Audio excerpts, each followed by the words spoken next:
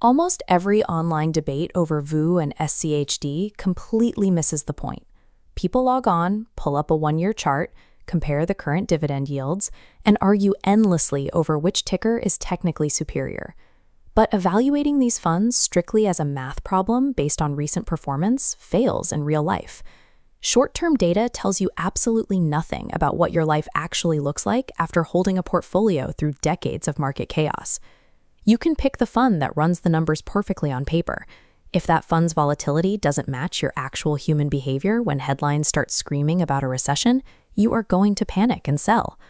Good strategies fail because of human behavior, not bad math. To see how this really works, we are going to strip away the noise. We are taking exactly $100,000 and splitting it into two separate locked portfolios, one holding VOO, the other holding SCHD. The rules for this experiment are strict. We add zero extra money along the way. We never sell, we simply let compounding do the work for 30 straight years. What we are looking for is a multi-million-dollar divergence. The winner of this test dictates whether you spend your retirement anxiously watching your balance swing or comfortably collecting a steady paycheck. Let's jump ahead to the 5-year mark. By now, the mechanical design of each fund is heavily influencing your returns. VOO tracks the S&P 500, holding over 500 of the largest U.S. companies. These are businesses designed to aggressively reinvest their own earnings to capture future market share. SCHD runs a highly selective filter. Instead of owning the entire market, it isolates roughly 100 established companies. A business only makes the cut if it proves it has a highly dependable history of paying out cash to shareholders. When the economy is booming, VOO's heavy exposure to the technology and communication sectors allows it to sprint ahead. The portfolio naturally swells as those large-cap innovators rapidly expand. But that speed comes with a steep trade-off. When the market inevitably panics, those same growth-heavy sectors react violently to interest rates and slowdowns. Your VOO portfolio will suffer sharp, deep drawdowns that test every ounce of your nerve. SCHD approaches stress differently. It relies heavily on consumer staples and healthcare, businesses people depend on regardless of the economic climate. This creates a powerful shock absorber. You sacrifice explosive upward growth, but the portfolio steadily spits out cash even when share prices stall or drop. In these early years, your total profit hardly matters. What you are actually enduring is a psychological test. You either prove you can stomach severe volatility in exchange for long-term growth, or you realize you require the emotional safety of regular deposits hitting your bank account. As we cross into the 10 to 20-year window, the day-to-day psychology fades. Now, the sheer mathematical force of compounding takes control of the narrative.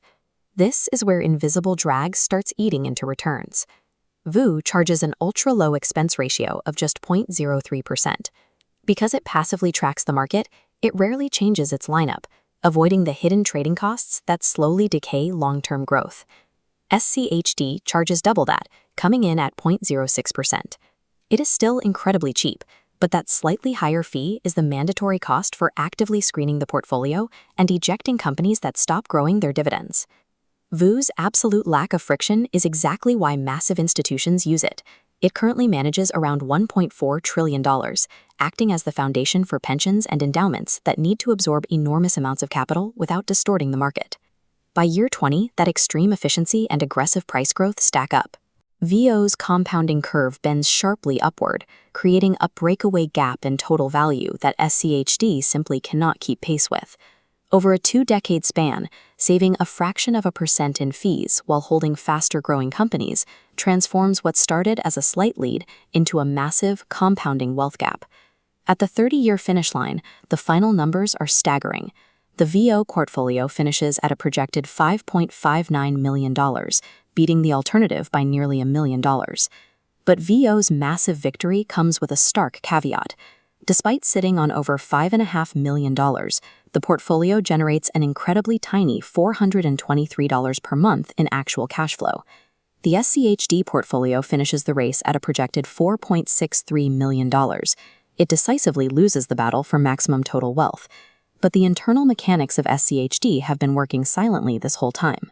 After 3 decades of reinvesting those growing dividends, the portfolio now generates a massive $18,000 per month in pure passive income.